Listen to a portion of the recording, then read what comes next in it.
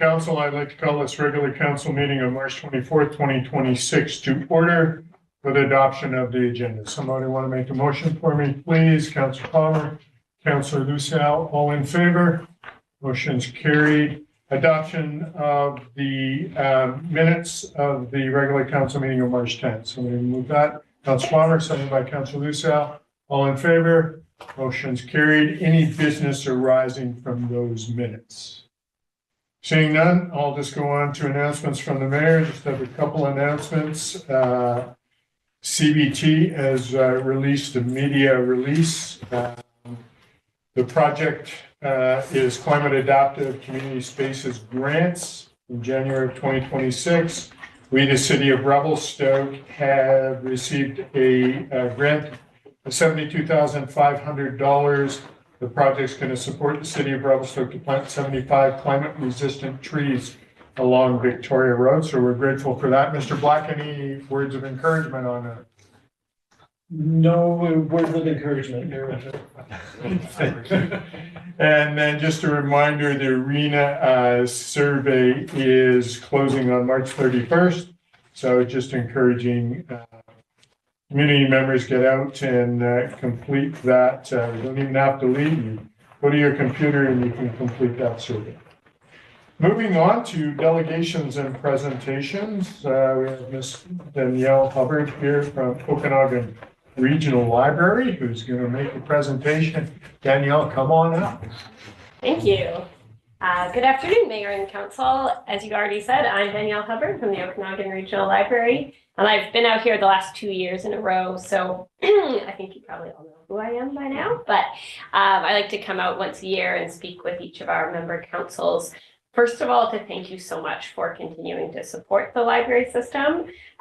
We really would not operate without our support of our municipal governments and municipal councils. So thank you so much for that, first of all.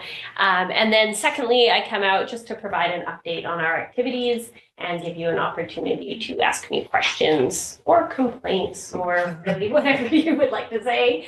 I'm slightly nervous to be here because the last 2 years I've been accompanied by Lucy, who was our community librarian for many years. She retired recently. Katie Monroe is now in the role and doing a great job, but is focusing on spring break programming today. So I'm going to go visit Katie after this. But if you have questions that are very specific to the local branch, I have notes that Katie has given me, but I may need to get back to you if there are some questions that are really specific. So I'll do my best. So there's who I am, Danielle Hubbard, CEO of the Okanagan Regional Library. Then if we move on to the next slide. So broadly, the theme of today's presentation is the economic contributions that public libraries make to communities.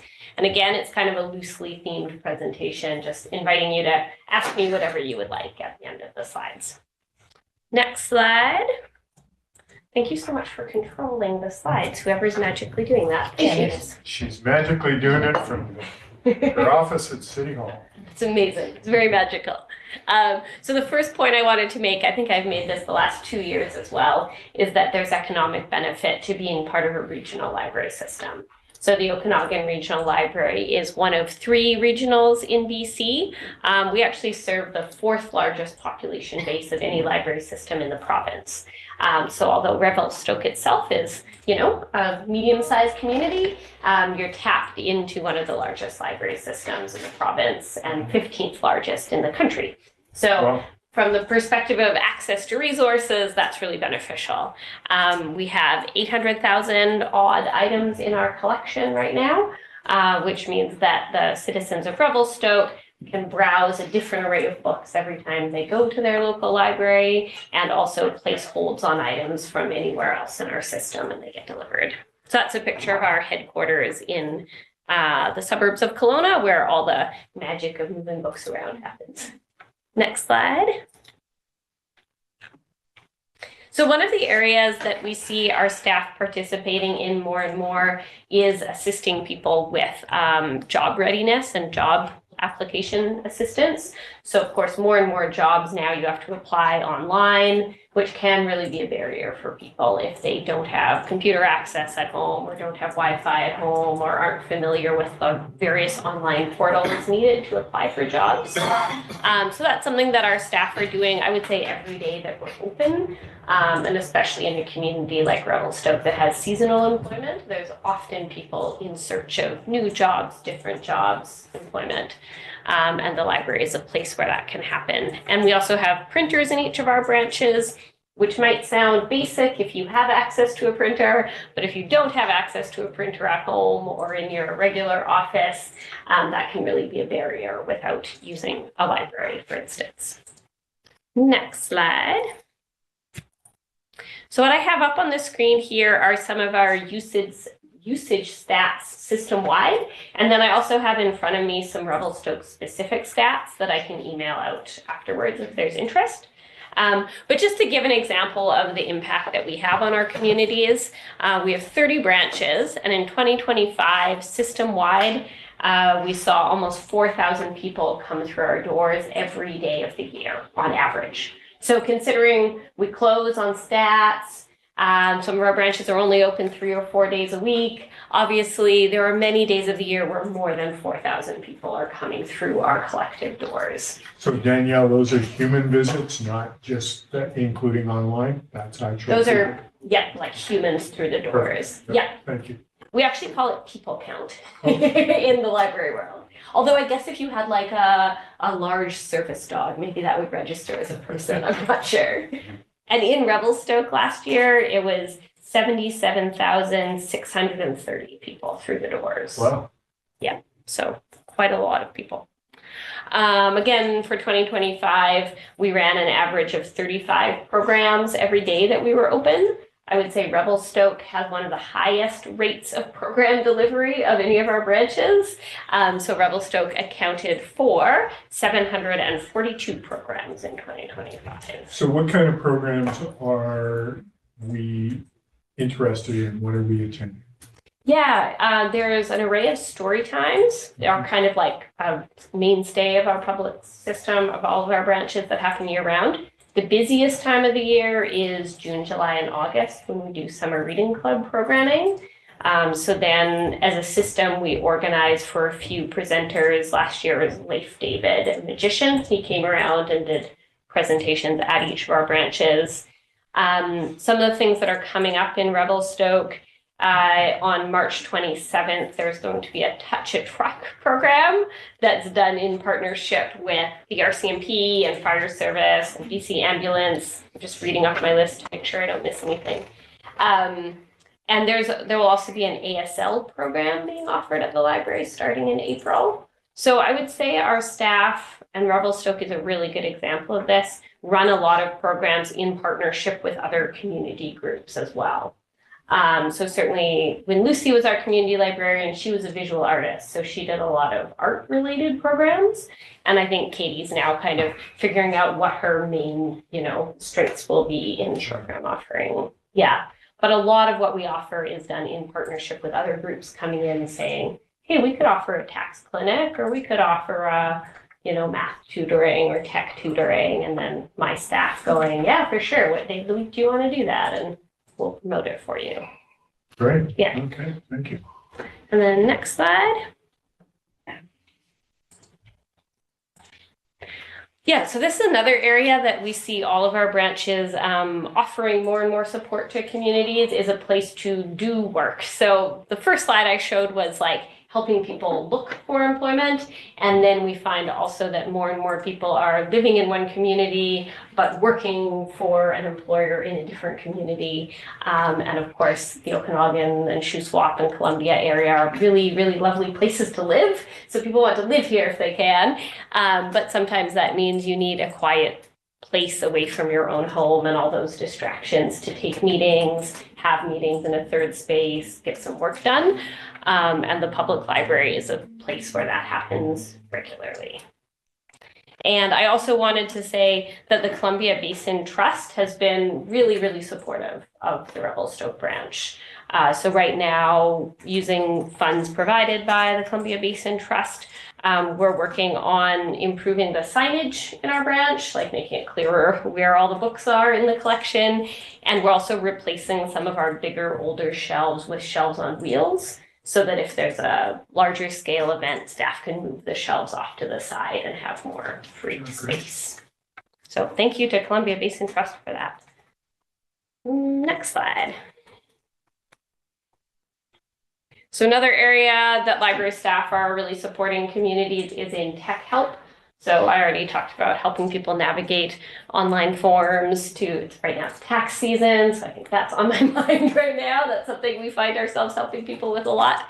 And again, many of our branches bring in a local accountant or some local expert who will do tax clinics out of our branches. And then also on a more casual day-to-day level, people are always being given fantastic new devices that they don't know how to use and coming into the library, not only for help like downloading library materials, but also just more generally, I have this phone, I don't know who to ask, I'm going to try asking Katie at the library, and our staff will either assist them or send them in the direction of someone who can give more assistance. Next slide. Yeah, language. So of course, language is really a mainstay of what libraries do. At this point, the majority of the books in our collection are still in English. The majority of our service area is English speaking, but we're working on diversifying that in recognition of the fact that we have more and more newcomers. So we do have a French collection that floats around like everything else. A couple of years ago, we added a Ukrainian collection, which is what's up on the screen there. In support of how many newcomers have come to the Okanagan from Ukraine. And we also have a Siltsokanagan language collection that's housed in our West Side Learning Lab, so on West Bank First Nation land. But people can borrow those materials from any of our branches, and then when they're returned, they go home to the West Bank First Nation branch. And this year we're investing $90,000 additional in adding other language materials to our digital resources so that people can download or listen to or read from their devices. And the reason we're starting with the digital resources is we can get a wider array of different languages rather than figuring out like how do we label and catalog and house, language books from 10 different languages in physical form. We don't want them to get lost in the mix. Next slide. So this slide is really significant to me because, of course, as CEO, I'm responsible for the staffing and the operations of the ORL. So I believe that we are a very good employer. We have over 330 positions. The reason the number is slightly vague is we have a lot of on-call positions, so people who don't hold permanent regular shifts. So it was 330 2 months ago when we submitted these slides to you, but it might be one or two more or less now. One of the interesting things about the ORL is that staff often work between multiple locations. So that's a little bit less the case in Revelstoke because going to Golden would be a bit of a hike. I don't think staff often work between Revelstoke and Golden, but occasionally people will work between Revelstoke and Sicamous. And certainly the staff who work at any one community location are supported by the work of the staff in headquarters and all their colleagues in other locations. And in April 15th, we're having a meeting in Kelowna of the supervisors of each of our branches. So we do that twice a year, and staff from all of the system get together and share what they're working on and hear what's happening system-wide. So it certainly matters a lot to me that we try to remain connected as best we can. And I think that improves the experience for staff and improves the service delivery for all of our branches as well. I already covered that, yeah, sadly Lucy retired, but luckily we now have Katie. I'm going to go visit her right after this. And Katie also asked me to mention that on April 18th, there will be a book sale in the space just outside the library doors in the community center. And I think, well, part of the goal is to raise some additional money that would stay here in the Revelstoke branch. And then also Katie's hoping to form a Friends of the Library group, which is basically a volunteer group that helps with fundraising or program delivery or getting input from the community. So there might be some messaging going out publicly about that. A number of our branches branches have friends groups, as we call them, but Revelstoke doesn't yet, at least. So, and this year, starting in January, we as a system added 7 additional staffing hours to the Revelstoke branch.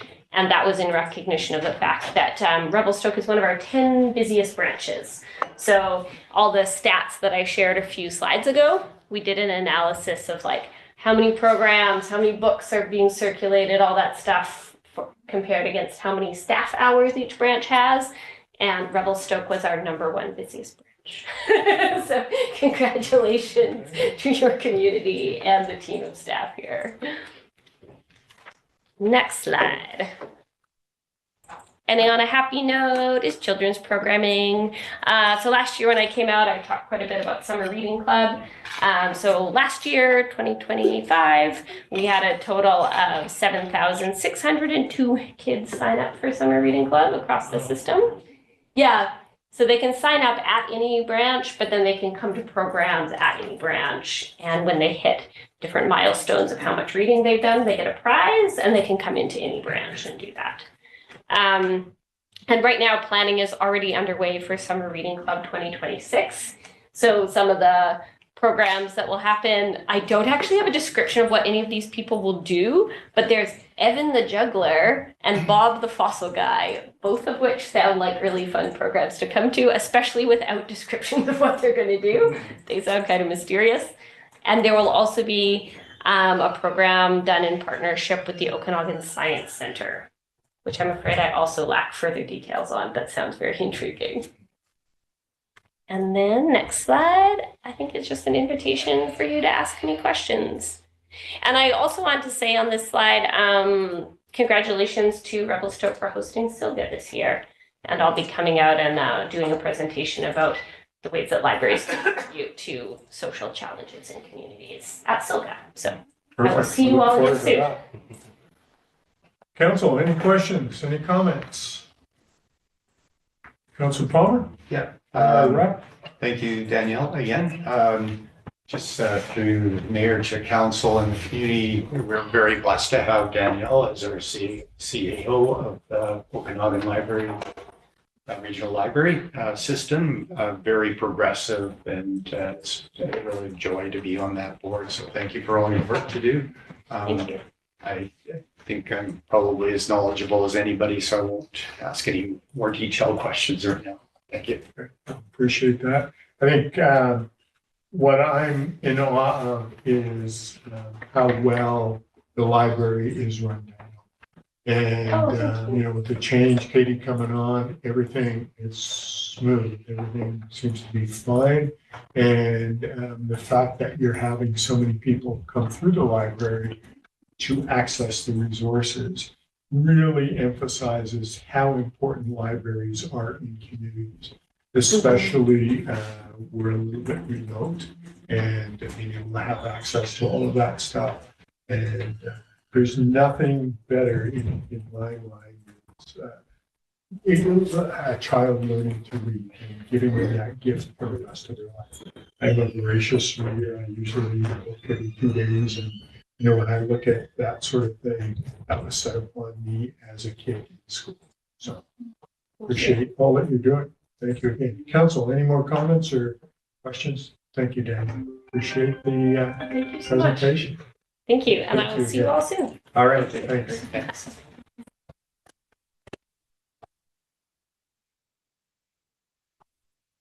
All right, Council, we're going to move on to recommendations from committees. Item 8A, Council Indemnity Policy. Do you have just a brief overview, Ms. Floyd, regarding this? This is a housekeeping item, is that correct?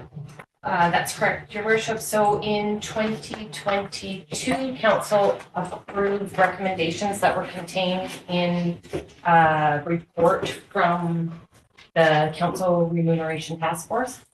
It had never been put into our policy. So this is just housekeeping. We are updating policy in accordance with what Council approved in 2022.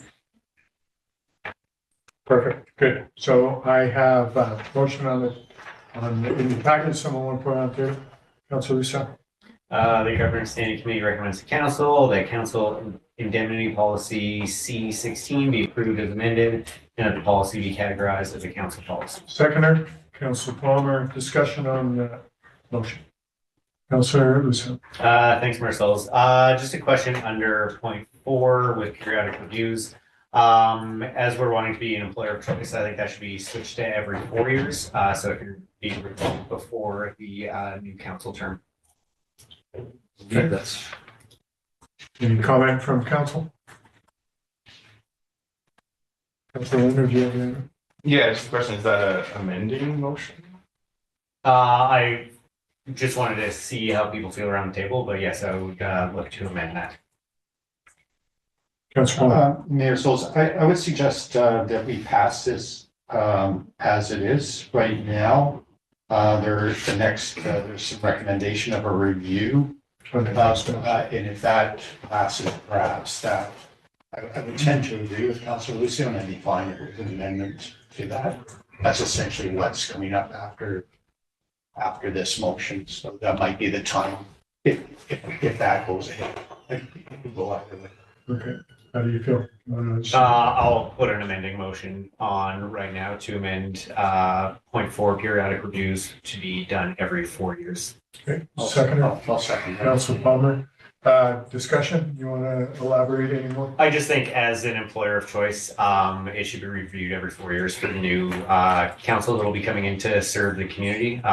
Lots of things can change in 8 years, so I think just having it be a 4-year review process to me makes more sense. Okay, any other comments from council? Councilor Cherry? Yeah, I agree. I think that's much better than having councils just vote themselves raises. Councilor Leonard, do you have your hand up? Yeah, just a question regarding the policy itself. It recommends the remuneration numbers, but those were from a few years back, and then there's been CPI inflation increases. So I'm just wondering, are we starting fresh again at that, or are we going to be where we're at now? Thank you, Councilor Orlando. The statement in the policy also says according to the recommendations in 2022. So it will compound. Okay, starting from From- 2022 yes. when it was adopted. Yes. Okay, so yeah, so it's just the baseline. Okay. And one other question, this is, I didn't quite understand the section in the report regarding health benefits. I know there was a opt-in, opt-out fee thing. If I could just get a little bit of clarity on what that is. Ms. Floyd? Can you please provide additional information, Councilor Orlando? I know that this is usually handled by the Human Resources Manager, and formerly council as a whole had to opt in, but I believe that's not the way it works anymore, based on the recommendations from the task force previously. Okay, and so does that mean thank you for that, and through the chair, does that mean there's now a 50% requirement as recommended, or previously there was and now there will not be? Unfortunately, I can't answer that. Yeah, just to quick, Ms. Mayor, our director or HR manager is away today. She's returning from Kelowna dealing with a family issue. We will take that question and get back to you on that. If she was here, she'd be able to answer the specifics. Thank you. Any further?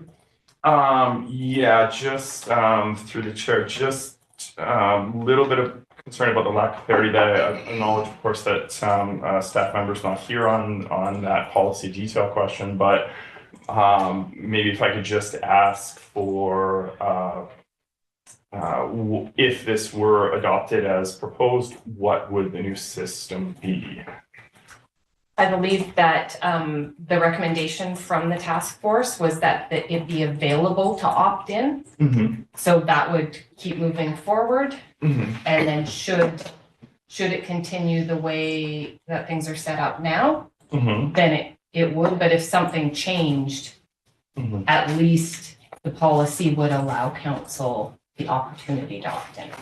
Okay, so it is, and sorry again through the chair, so it is not more restrictive, it would be less restrictive than it is now. From what I understand, yes.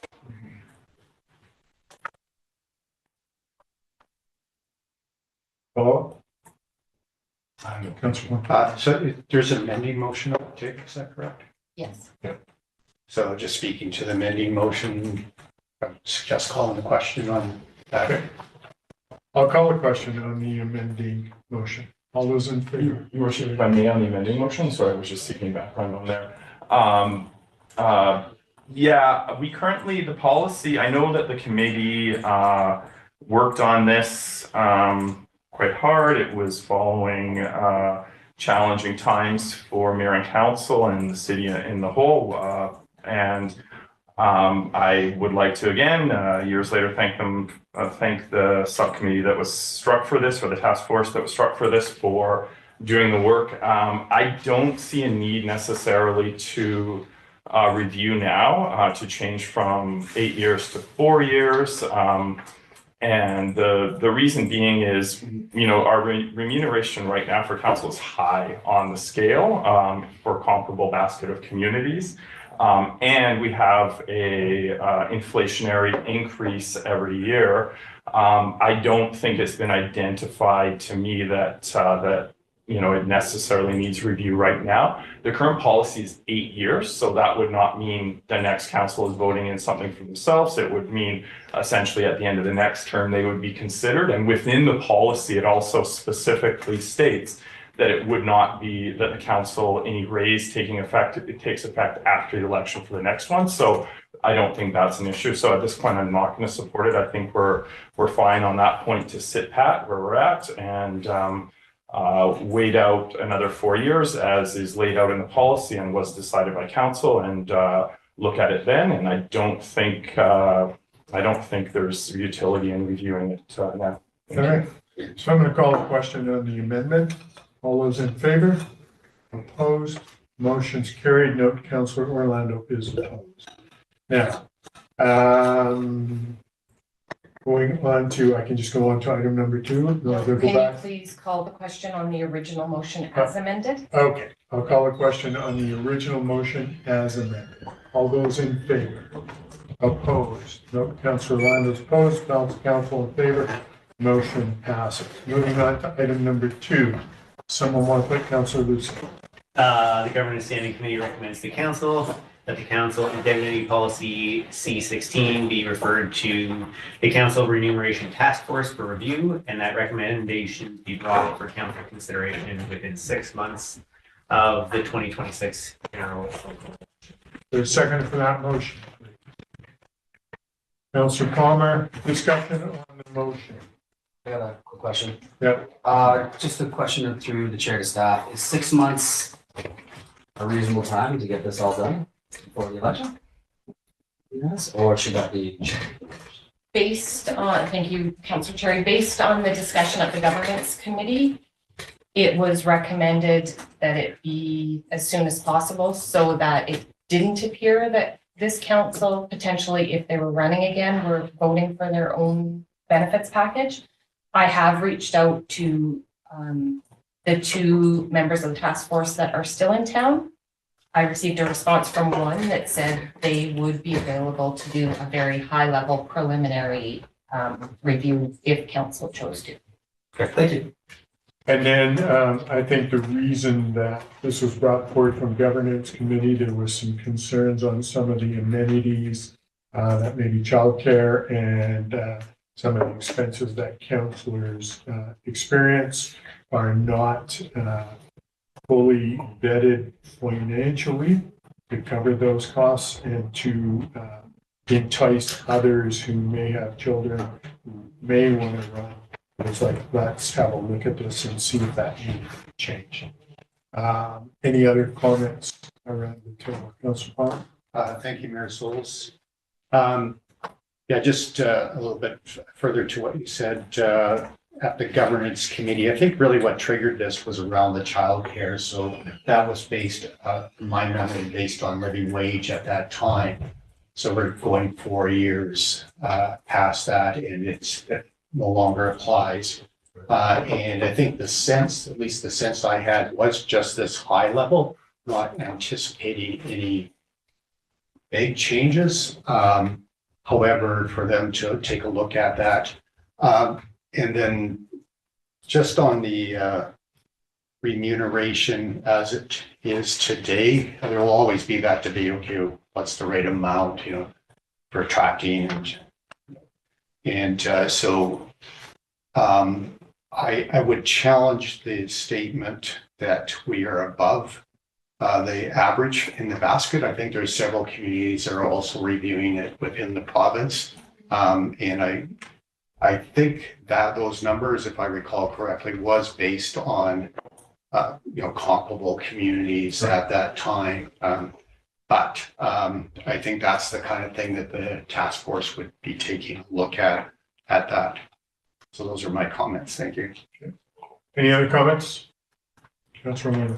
Yeah, if I may, sorry to blindside staff with the question. I'm not sure who to direct it to, but in terms of, we have a overall review set every 8 years for this policy, but in terms of isolating one specific issue such as childcare, I think the current rate is $20 per hour, which does seem low. It's, I think, for childcare, I'm not sure what the maximum amount is, but procedurally, is there any option to save staff time, save staff money, and just focus on that one issue of raising the rate to 25 or something like that, just getting it done right now so it doesn't have to be an additional drag on staff time and volunteers?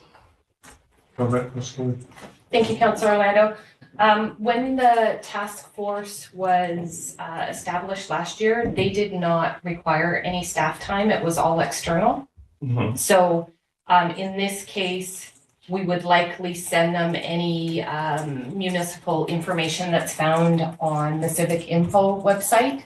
Mm-hmm. So we would just print the spreadsheet, give it to them. They could review it under all aspects at a very high level. Okay. Thank you. I appreciate that. Any other comments? Councilor Miller. Yeah, I guess I'm not going to support this just in the sense that we do have a 8-month timeline identified in the policy earlier, and I think that's a good turnaround time, especially since we have inflationary increases built in, which wasn't something that happened in the past, but that helps us keep pace and also, starting out relative to the basket of comparable communities that were identified in the initial report. I think we're relatively high on the scale. Thank you. Okay. Any other comments? Seeing none, I'll call the question. All those in favor? Opposed? Note Councilor Orlando is opposed. Balance of council in favor. This motion passes. Moving on to item 9A, Bend Road Latecomer. We've done 3 readings on this. This is for adoption. Does someone want to put the motion on the table for me? Councilor Plummer. Move that Bend Road Latecomer bylaw number 2436 be adopted. Second for the motion, please, Councilor Cherry. Any discussion on the motion? I think we've discussed it. Appreciate the staff's work on this, and it's appropriate to move forward. All those in favor? Opposed? No, motion's carried. Thank you. Moving on to staff reports, ready grant recommendations from Economic Development. Councilor Luciano, go ahead. I'm just going to recuse myself from this first portion due to my association with some of these organizations. Great, thank you for that statement. I'll give you a moment to leave. Ms. McIsaac, you are here. I'm trying to look through the TV to see you. Do you have a brief overview that you would like to weigh in on this?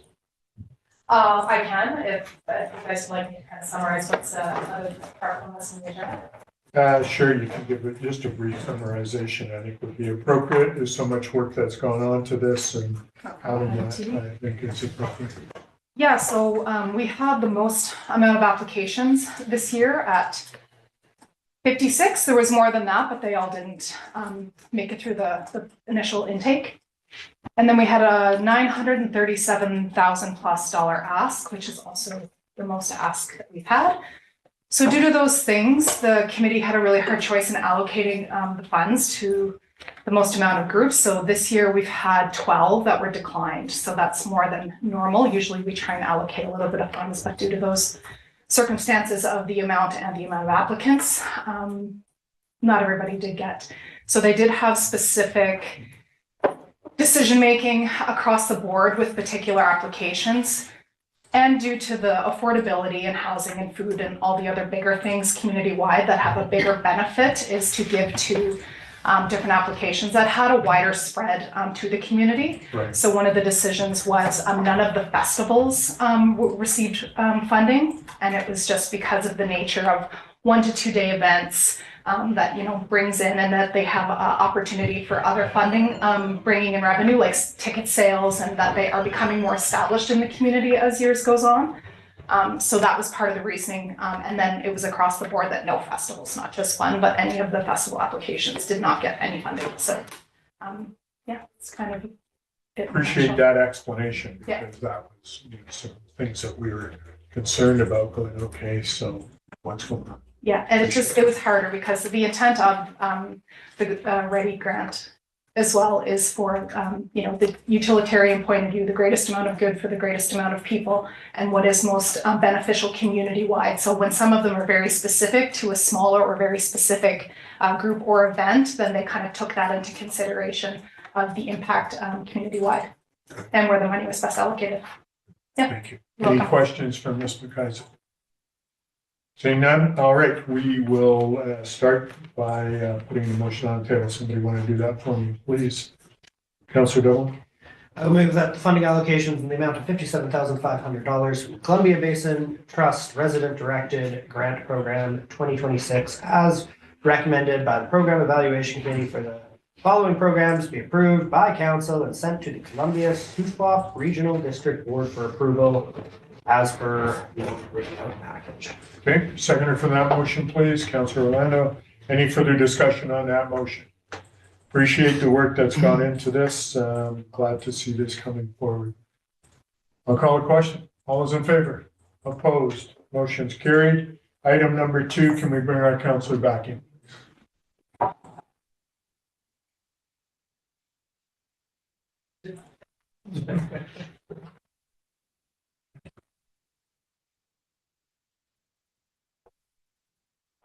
Welcome back, Councillor.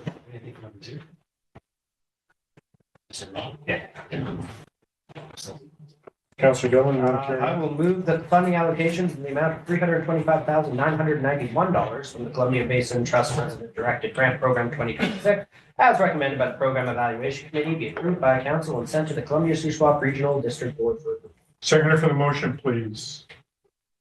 Councillor Cherry, any discussion on this motion? Seeing none, all in favor? Motion's carried unanimously. Thank you. Thank you, Ms. McIsaac, and to all of our staff who worked on this. Appreciate that. All right, we're moving on to item 11B, development approval process grant application. Mr. Simon, do you have a brief overview on that? Your Worship, I can give a brief overview, no formal presentation if council would like. Yes, please.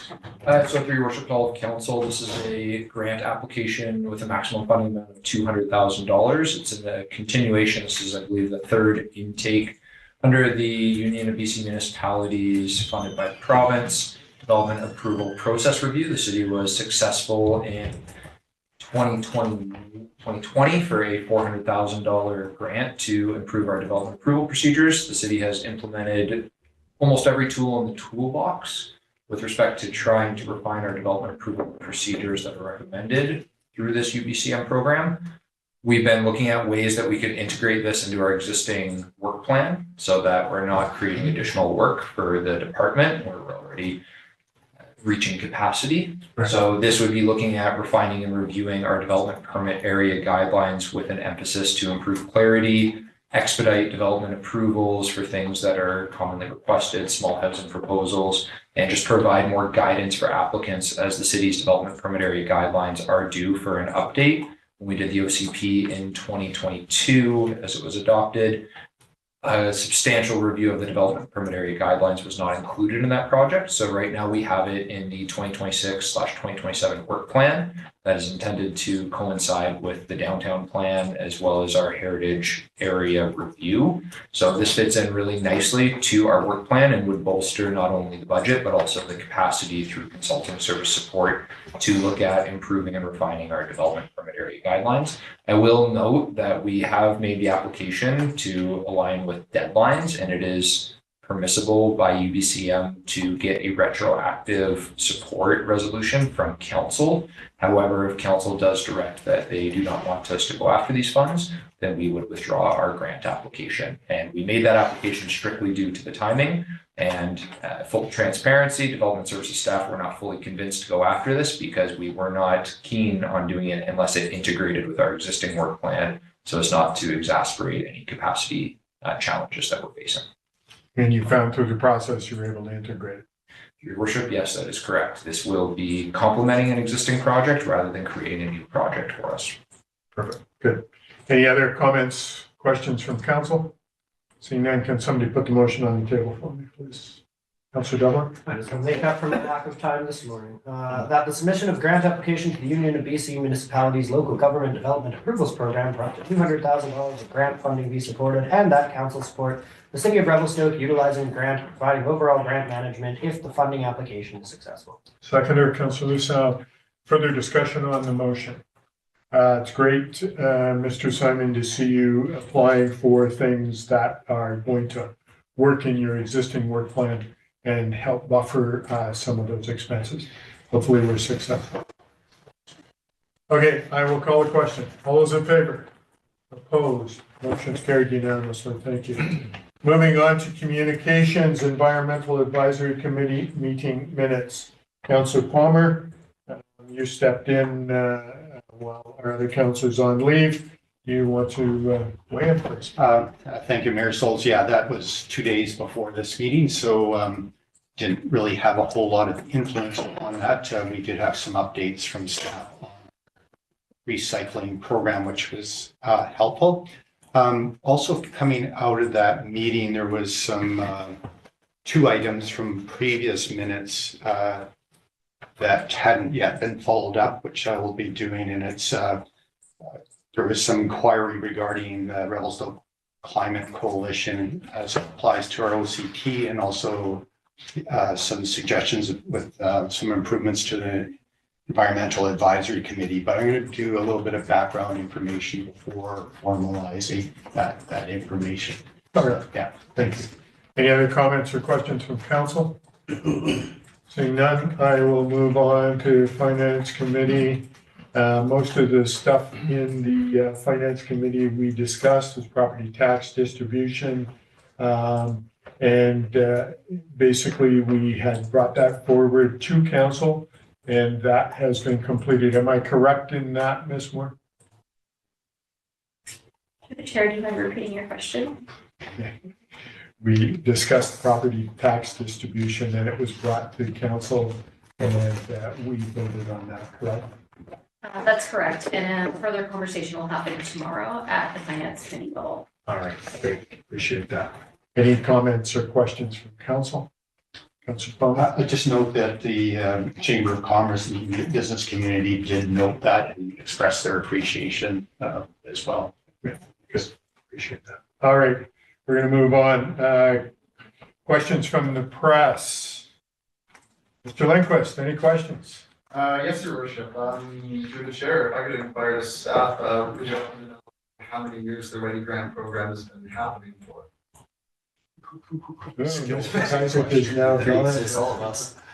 It's a number of years, but I do not know. Ms. Delaselle, do you have that information about Ready Grants? How many years?